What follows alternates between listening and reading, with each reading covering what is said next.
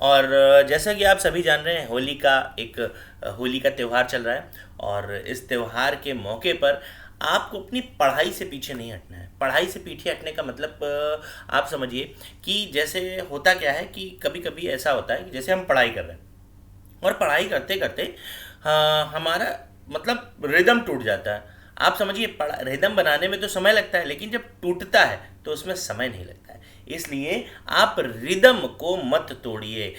होली खेलिए, सौहार्द का त्यौहार है, रंगों का त्यौहार है, ज़रूर खेलिए, लेकिन साथ में अपना रिदम मत तोड़िएगा, पढ़ाई ज़रूर करिएगा। ठीक है, तो चलिए आगे बढ़ते हैं और देखते हैं। लेकिन एक बार चेक करते हैं क्या मैं आपको दिख रहा हूँ। बिल्कुल दिखाई दे रहा हूँ मैं आपको। तो चलिए शुरू करते हैं और देखते हैं कि अब हम कौन कौन से प्रश्न पढ़ेंगे।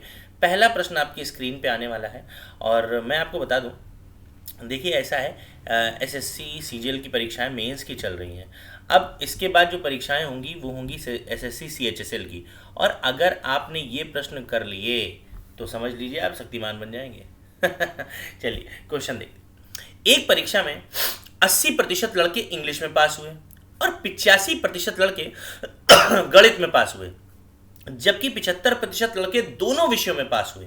यदि 45 लड़के इन दोनों विषयों में फेल हुए हों तो परीक्षा में बैठे कुल लड़कों की संख्या क्या होगी? बहुत बढ़िया प्रश्न है, बहुत बढ़िया। देखिए फिर मैं बता रहा हूं आपको कि जैसा कि मैं आपको बता रहा हूं कि in one examination 80% of the boys passed in English and 85% of the boys passed in mathematics while 75% of the boys passed in both subjects. If 45 boys failed in both subjects, then tell the you find the total number of boy appearing in the exam. Okay, बहुत बढ़िया प्रश्न है। कोई बात नहीं, देखता हूँ जरा क्या कैमरे में कोई दिक्कत हो गई है जिससे मेरा थोड़ा सा धुंधलापन आ रहा है चेहरे का। अब थोड़ा सा लगभग मुझे लग रहा है कि सही लग रहा है। चलिए बहुत अच्छा, चलिए आगे बढ़ते हैं, देखते हैं। देखिए ऐसा है, ये जो प्रश्न है ना, इस प्रश्न को कई तरीके से कर सकते हैं। पहला तरीका हम करेंगे वेन डायग्राम से। किससे करेंगे? वेन से। वेन से कैसे, समझिए। ऐसा है, देखिए यहां पर मैंने 2 सर्कल ले लिए। ठीक, कह रहा इंग्लिश, तो इस वाले सर्कल को मैं इंग्लिश मान लेता हूं और इस वाले सर्कल को मैं मैथ्स मान लेता हूं। ठीक, सही है। आपसे कह रहा है 80% लड़के अंग्रेजी में पास हुए हैं, 80, लेकिन उसने ये नहीं कहा है कि केवल अंग्रेजी। तो अंग्रेजी के लिए वो पूरा लेना पड़ेगा, यानी 80%। ठीक, सही है। और कह रहा मैथ्स में 85% लड़के पास हुए हैं, तो हमको लेना पड़ेगा 85%। कह रहा जबकि 75% दोनों में पास हुए हैं, 75% दोनों में। तो अब समझिए करना क्या है हमको। सबसे पहले तो 75 लिखना है। कहाँ? दोनों में, क्योंकि इंटरसेक्ट भाई ये वाला क्या होता है? ये होता है बोथ। क्या होता है? बोथ। ये कौन सा होता है? ओनली। ये कौन सा होता है? ओनली। ठीक, ये और ये। ठीक, अब ऐसा है कि 80% जो है इंग्लिश में, ये पूरे में है, पूरे में है, तो 75% तो बोथ हो गए। तो अब केवल इंग्लिश में क्या बचे? तो माइनस करेंगे तो इंग्लिश में बचे 5%। सही है। सेम ऐसे ही मैथ्स में टोटल 85% पास थे, लेकिन बोथ में तो 75 है, तो यहां क्या बचे? 10। ठीक, तो भैया 75 और 10 और 5, 75 5 80 10, 90% हो गया। 90% ये वो बच्चे हैं जो पास हैं। 90% वो बच्चे हैं जो पास हैं। बहुत ध्यान समझिए, 90% वो बच्चे हैं जो पास हैं। अब बचे कितने? भाई हर चीज़ अपने आप में 100 होती है। जब इसमें से 90 निकल जाएगा पास वाले, तो 10% जो बचेंगे वो होंगे फेल। क्या होंगे? फेल। और कह रहा है परीक्षा में बैठे कुल लड़कों की संख्या। तो जब भी आपको कुल पूछे तो 100% की वैल्यू बतानी है। तो 10% फेल है, यानी जो 10% की वैल्यू है, 10% की, वो फेल बच्चे यानी 45 के बराबर है। तो 10% बराबर 45, 1% बराबर क्या होगा? 4.5। तो 100% बराबर क्या होगा? 450। आंसर आपके सामने। ये पहला तरीका है, किससे? वेन से। ठीक, अब हम करेंगे परसेंट से। कैसा? परसेंट से। लेकिन परसेंट के भी 2 तरीके। कैसा? एक है पास वाला और एक है फेल वाला। तो पहला करेंगे पास वाला, ठीक। पहले करेंगे पास वाला। कैसे? 80% लड़के अंग्रेजी में पास हैं, तो हम लिख देते हैं 80% इंग्लिश, ऐसे इंग्लिश और ब्रैकेट में लिख देते हैं पास, ताकि हमें समझने में आसानी रहे, ठीक। और 85% गणित में पास हैं, तो 85% लिख देते हैं मैथ्स और ब्रैकेट में लिख देते हैं पास। क्या लिख देते हैं? पास। सही है, ठीक। देखिए, ये नहीं बताया गया है कि ओनली इंग्लिश, या ये नहीं बताया गया ओनली मैथ्स, यानी ओनली मैथ्स भी हो सकता है, ओनली इंग्लिश भी हो सकता है, ठीक। और इसी में बोथ भी हो सकते हैं, यानी कुछ यहाँ होंगे जो यहाँ पास हैं और कुछ यहाँ होंगे जो यहाँ पास हैं। दोनों में हमने 2 बार ले लिया है, तो फिलहाल जोड़ देते हैं, 165% हो गया। लेकिन इसमें वो भी हैं जो इंग्लिश वाले जो मैथ्स में पास हैं, और मैथ्स वाले भी हैं जो इंग्लिश में पास हैं। हमने दोनों बार ले लिया, जबकि क्या लिखा है? 75% दोनों में पास हुए, तो 75 निकाल दो भैया। जो पास हुए हैं निकल गया 75, तो क्या बचा हमारे पास? 90% पास बचे वास्तव में, क्योंकि हमने 2 बार लिया था। तो अब जब 90% पास हो गए हैं, तो 100 में से 90 निकाल दो भैया, तो 10% बचेंगे हमारे पास। क्या? फेल। और 10% की वैल्यू हमको दे रखी, 10% की वैल्यू दे रखी है। कितनी? 45। तो 1% की वैल्यू क्या होगी? 4.5। फिर से वही आ गया, कह रहा कुल निकालिए, तो 100% की वैल्यू 450। समझ गए? ये आ गया परसेंट से। अब हम परसेंट से ही तो करेंगे, लेकिन अब करेंगे परसेंट से फेल वाला कंसेप्ट लेकर। कैसे? पहले तो इंक चेंज कर लें, ब्लैक ले लेते हैं, ठीक। हर चीज अपने आप में 100 होती है। 80% लड़के अंग्रेजी में पास हैं, मतलब 20% लड़के इंग्लिश में फेल होंगे। सही है कि नहीं है? 85% लड़के गणित में पास हैं, इसका मतलब 15% लड़के गणित यानी मैथ में फेल होंगे। क्या होंगे? फेल। तो भैया टोटल मिलाकर कितने फेल हो गए? 35% टोटल फेल। कितने परसेंट? Total fail. कितने परसेंट? टोटल फेल है। अब 75% लड़के दोनों में पास हैं, 75 दोनों में पास हैं, तो भैया फेल कितने हुए? 25, है ना? 25। तो फेल वाले 25 2 बार लिए थे, निकाल दिया, क्या बचा? 10%, वही आ रहा। और 10% फेल की वैल्यू 45, तो 1% की वैल्यू 4.5 भैया। तो 100% की बेटा वैल्यू कितनी हो जाएगी? 450। देखो 3 तरीके मैंने आपको बताए हैं। कितने बताए? 3। अब चौथा तरीका भी है, लेकिन अब डिपेंड करता है आपके ऊपर कैसे कर पाओ। चौथा कैसे, वो भी बता देते हैं। चौथा यही वेन वाला, लेकिन उस वेन को आपको करना पड़ेगा फेल से।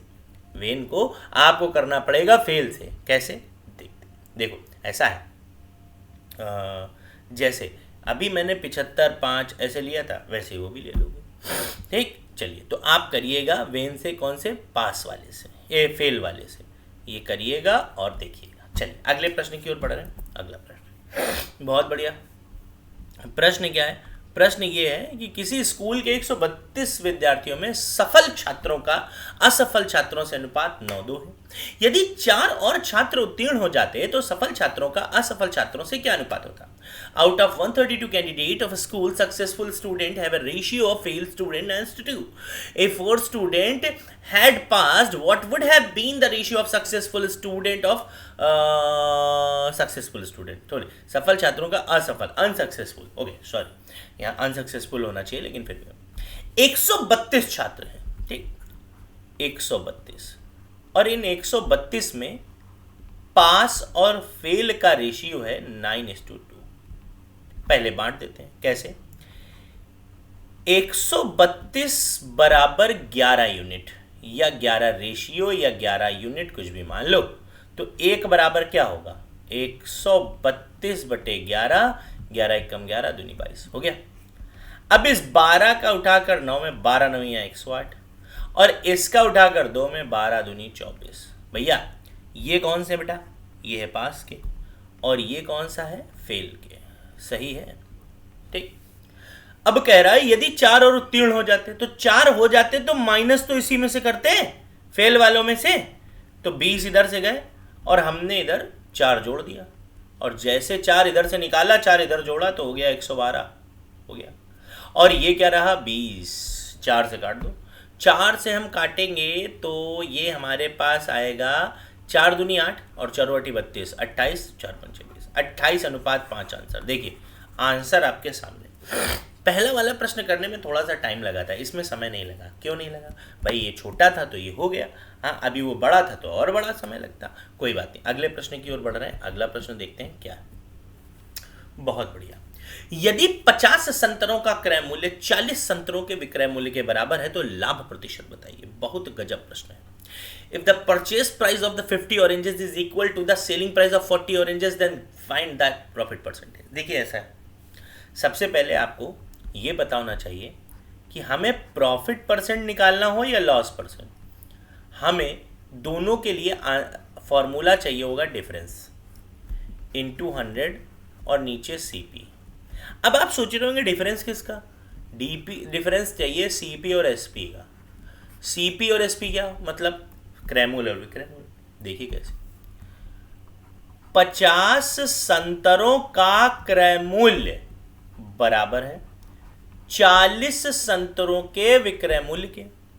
थोड़ा सा गौर करिए आप, आपको एक नई चीज दिखाता हूं कि ये इसकी वैल्यू होती है और ये इसकी वैल्यू होती है, समझिए, है ना।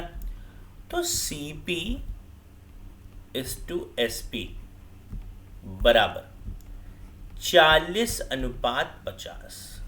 काट दो, ऐसे ही रहने दो।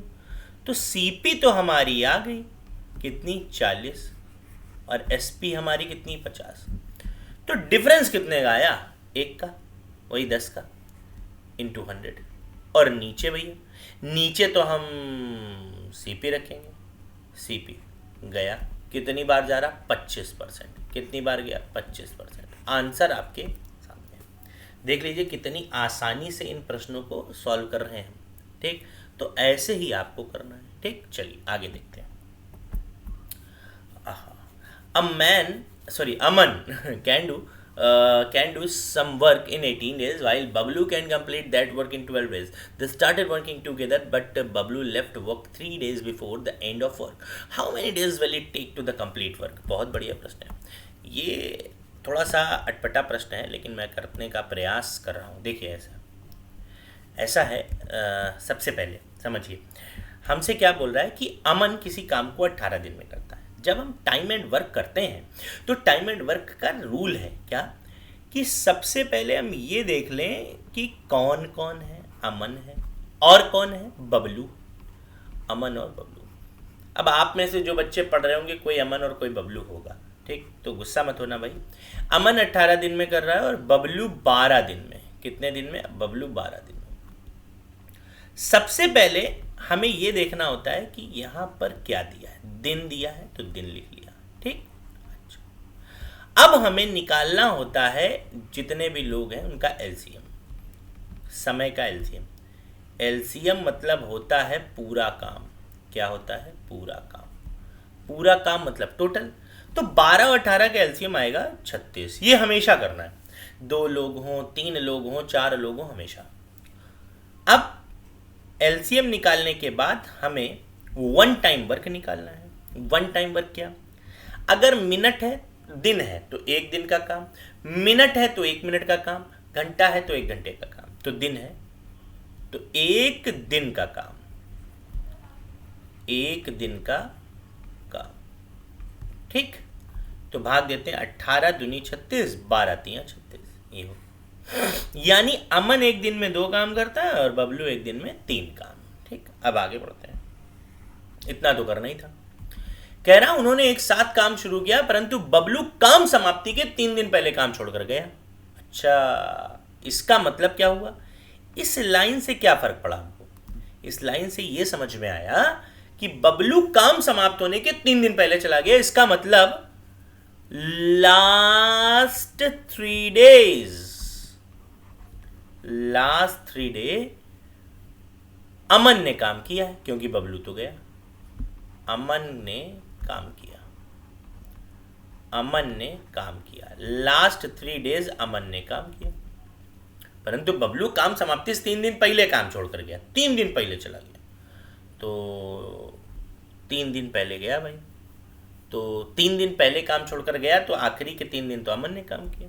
तो अमन एक दिन में कितना काम कर रहा था? 2। तो आखिरी के 3 दिनों में अमन ने कितना काम किया होगा? 6 काम। 6 काम, सही है।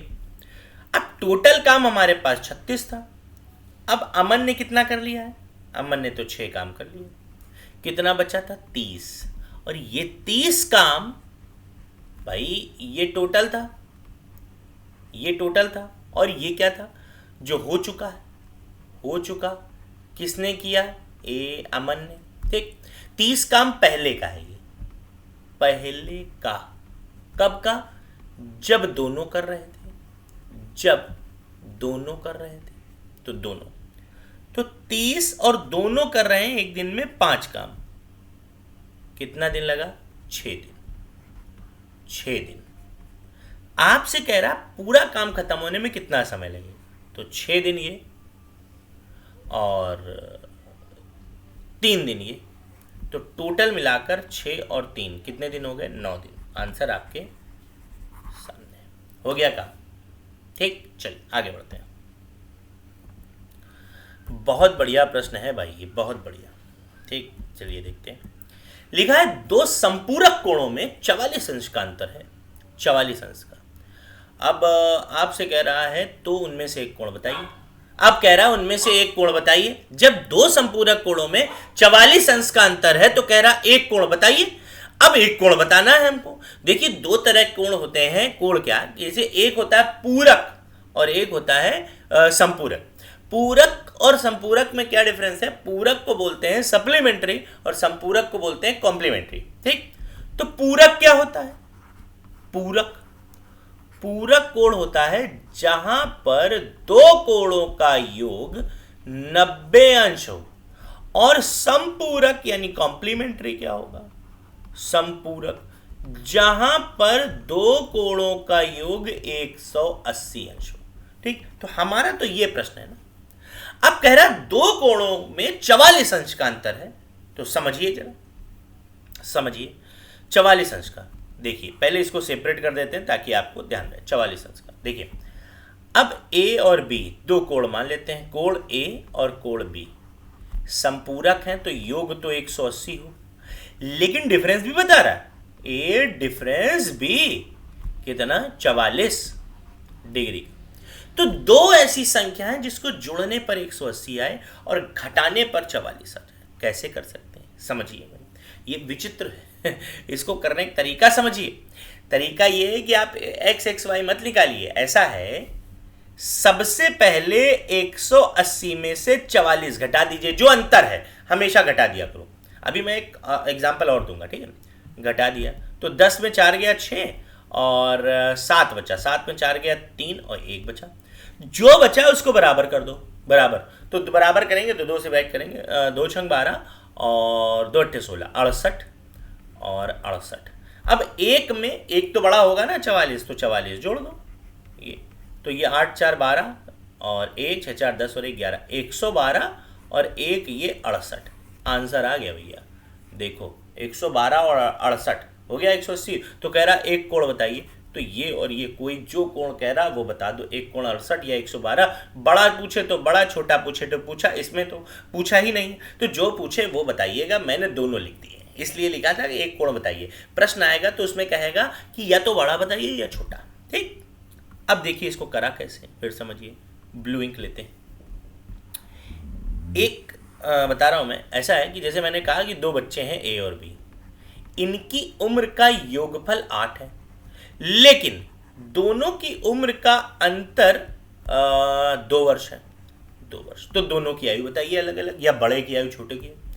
कुछ नहीं करना है। कभी भी ऐसा है 2 संख्याओं का योग दिया और अंतर, तो योग में से अंतर घटाइए पहले। क्या बचा? 6। अब जो बचा उसको बराबर बांट दो, तो 3 3 हो गया। अब जो हमारे पास अंतर था वही जोड़ दो, तो एक हो गया 5 साल का, एक हो गया 3 साल का। आंसर आ गया। ये मैंने आपको एक एग्जाम्पल बताया। तो ध्यान रखिए कि बड़ी आसानी से भी हम कर सकते हैं। ठीक है, चलिए आगे बढ़ते हैं और देखते हैं कि अगला प्रश्न हमारा क्या है और कैसे उसको हमें करना है जल्दी से। शीशे की एक गोलाकार गेंद को पिघलाकर, जिसकी त्रिज्या 10 सेंटीमीटर है, को पिघलाकर 5 सेंटीमीटर त्रिज्या वाली शीशे की छोटी गेंदें बना दी गई। उन छोटी गेंदों की संभावित संख्या बताइए। By melting a spherical balls of glass whose radius 10 centimeter at 5 centimeter radius, small ball of radius have been made. Tell me the possible number of small balls. ये एक्चुअली ऐसा होगा कि find the total number of small balls, ऐसे। ठीक है, देखिए ऐसा है, शीशे की गेंद यानी गोला, गोला यानी ठोस यानी 3D, गोला यानी ठोस यानी 3D। देखिए ऐसा है, सबसे पहले मैं आपको बता दूं कि गोला 3D होता है। ठीक, आकृतियां होती हैं 2D और 3D। 2D क्या, आयत, ये देखिए आयत।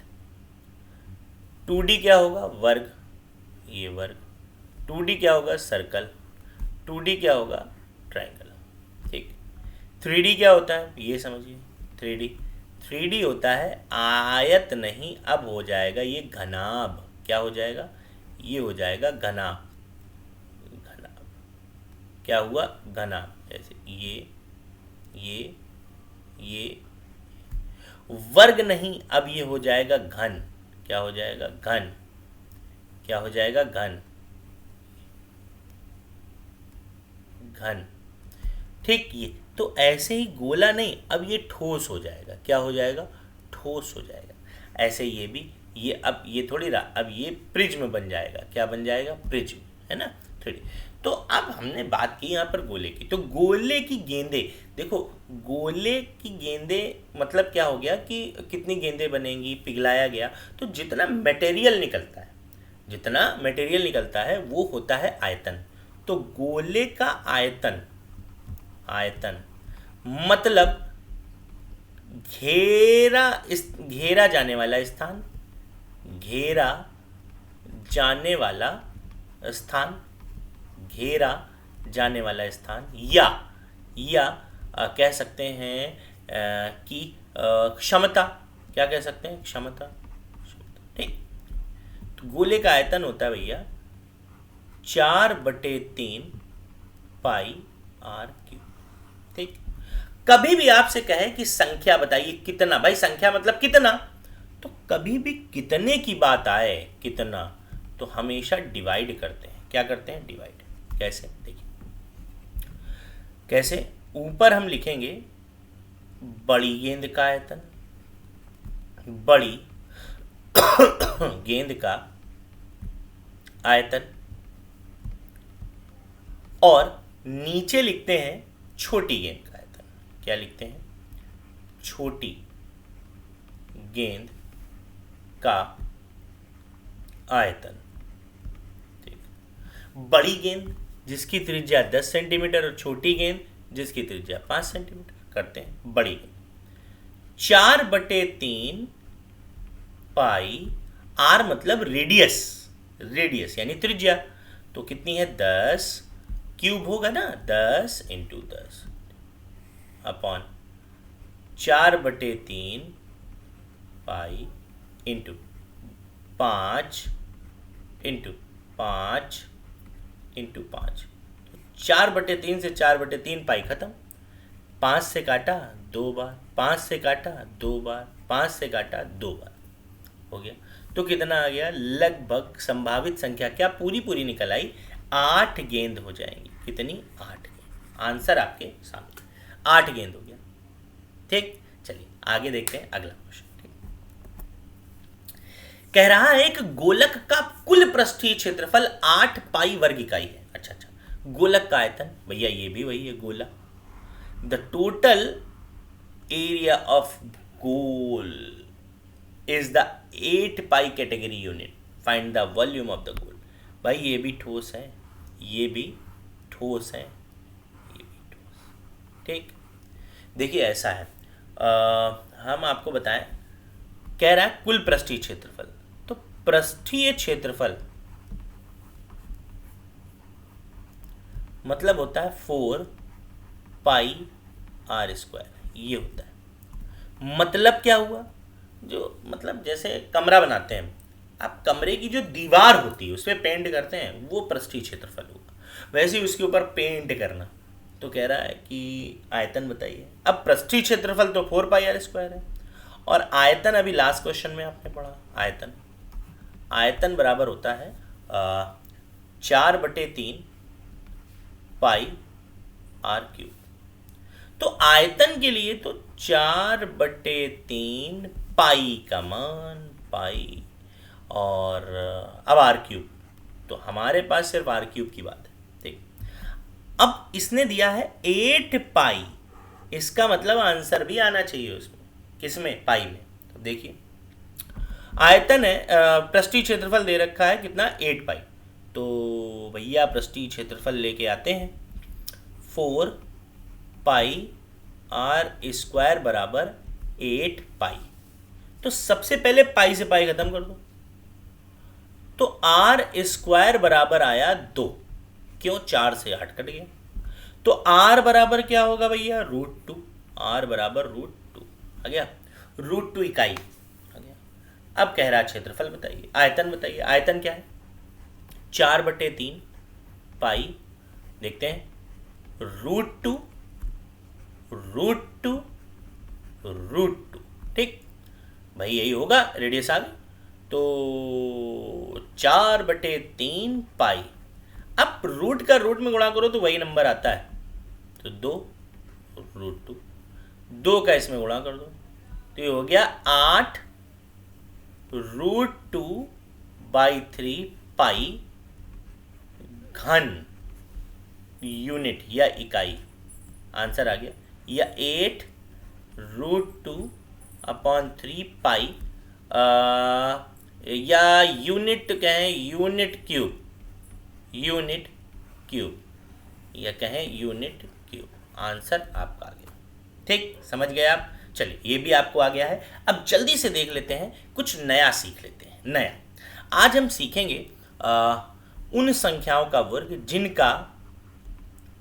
जिनका ऐसे मैं थोड़ा सा साफ लिख देता हूँ, वर्ग जिनका प्रथम